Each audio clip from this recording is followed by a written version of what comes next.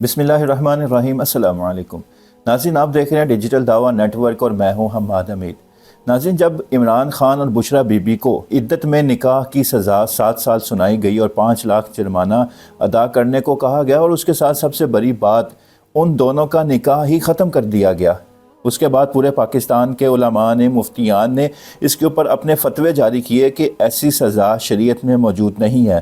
اگر کسی کا عدت میں نکاح ہو بھی جائے تو اس کی سزا یہی ہے کہ پہلا نکاح باطل فاسد قرار دے کر اس کا دوبارہ نیا نکاح کر دیا جائے، مگر اس کو 7 سال کی سزا دینا اور اس کا نکاح ختم کر دینا اور اس کو جرمانہ ادا کرنے کا کہنا، یہ ایسی سزا شریعت میں موجود نہیں ہے۔ یہی سوال ایک شخص نے، جس کا نام زہیب ہے، پاکستانی ہے، اس نے سعودی مفتی سے، سعودی عالم دین سے، جو وہاں کے معروف عالم دین ہیں، ان سے یہ سوال پوچھا کہ عدت میں نکاح کی سزا کیا ہے؟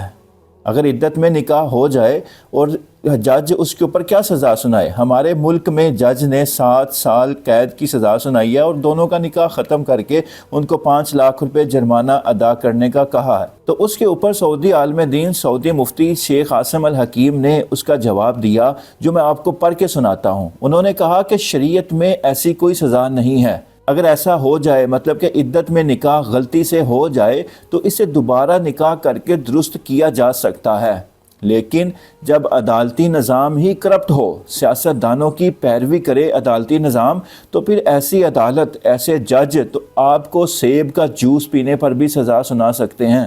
تو انہوں نے کہا کہ ایسی سزا شریعت میں، اسلامی قوانین میں نہیں موجود۔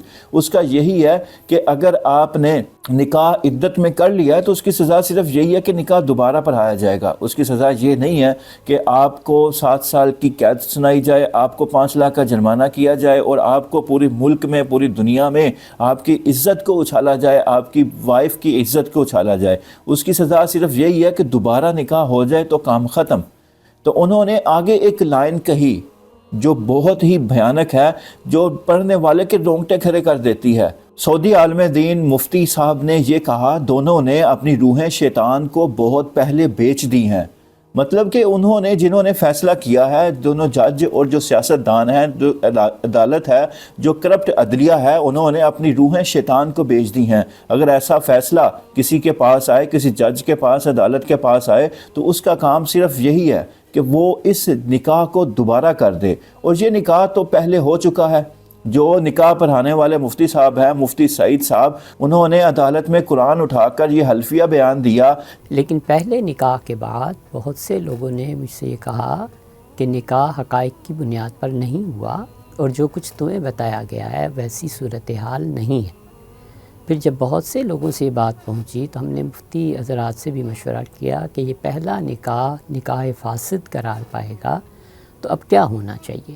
تو انہوں نے بھی یہی کہا، اور شریعت کا جو حکم ہم نے اساتذہ سے پڑھا تھا اس سے یہی معلوم ہوا کہ کچھ مدت اور گزرے گی، پھر نکاح دوبارہ پڑھایا جائے۔ تو ہم نے خاموشی سے دوبارہ نکاح پڑھا دی۔ تو کیوں، یعنی پہلی نکاح کس بنیاد پہ فاسد قرار پائی تھی؟ کیونکہ بشریٰ بی بی تو خود بھی دینی حوالوں سے ایک نام رکھتی ہے، تو وہ تو دینی تعلیمات سے واقف ہوں گی۔ جی، جو بھی وہ واقف ہوں، لیکن جب پہنچے نکاح پڑھانے کے لیے پہلا لاہور میں، تو جو خواتین وہاں تھیں ان سے دریافت کر لیا کہ انہیں طلاق ہو گئی ہے اور باقی چیزیں پوری ہیں، تاکہ حالانکہ پوچھتے نہیں ہیں۔ 20 نکاح ملک میں ہزاروں روز ہوتے ہیں، کوئی کبھی نہیں پوچھا کرتا، اور نہ خواتین کے معاملے میں اس طرح کی باتوں کو دریافت کرنا چاہیے۔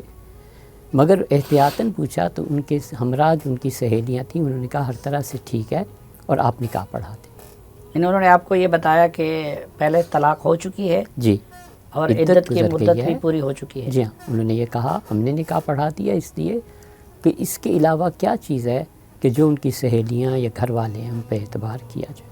اور 1 جنوری 2018 کو لاہور کے علاقہ ڈیفنس میں 2 گواہان کی موجودگی میں محترم جناب اون چودھری صاحب اور سید زلفی بخاری صاحب کی موجودگی میں جناب عمران احمد خان صاحب نیازی ولد اکرام اللہ خان صاحب نیازی کا نکاح محترمہ بشریٰ بی بی سے کر دیا تھا۔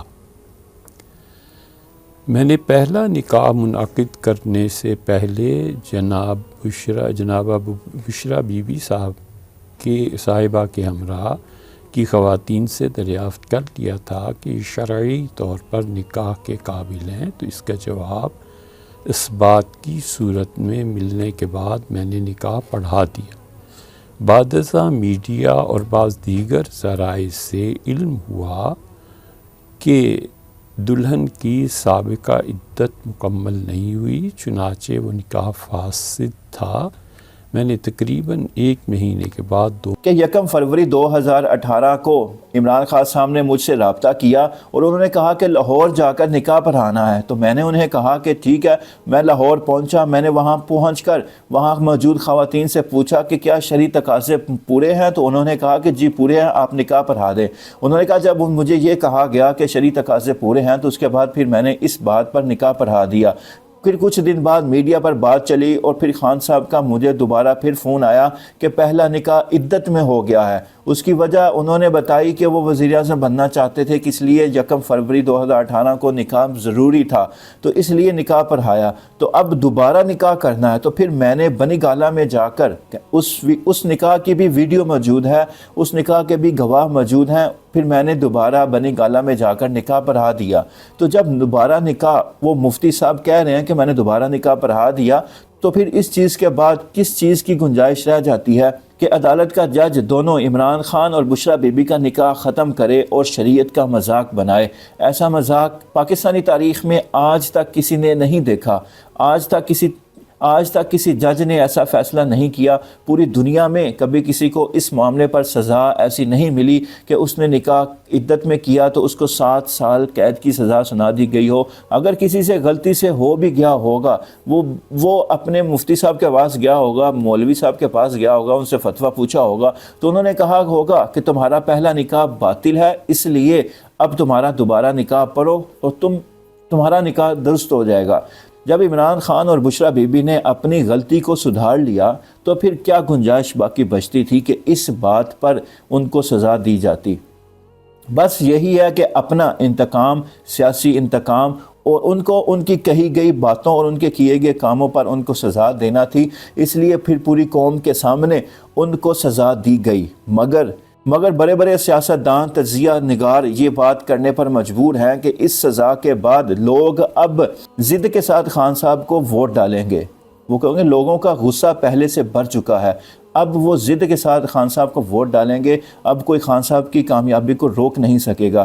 لوگ پہلے ہی غصے میں تھے، تو مگر جب یہ سزا سنائی گئی ایک جھوٹے کیس پر، ایک ایسا کیس جس کا کوئی سر پاؤں ہی نہیں ہے، اس کے اوپر عدالت نے جب انہیں 7 سال کی قید اور ان کے نکاح ختم کیے، پوری دنیا میں ان کی عزت اچھالی، تو اب لوگ غصے میں آ کر، ضد میں آ کر ان کو ووٹ ضرور ڈالیں گے۔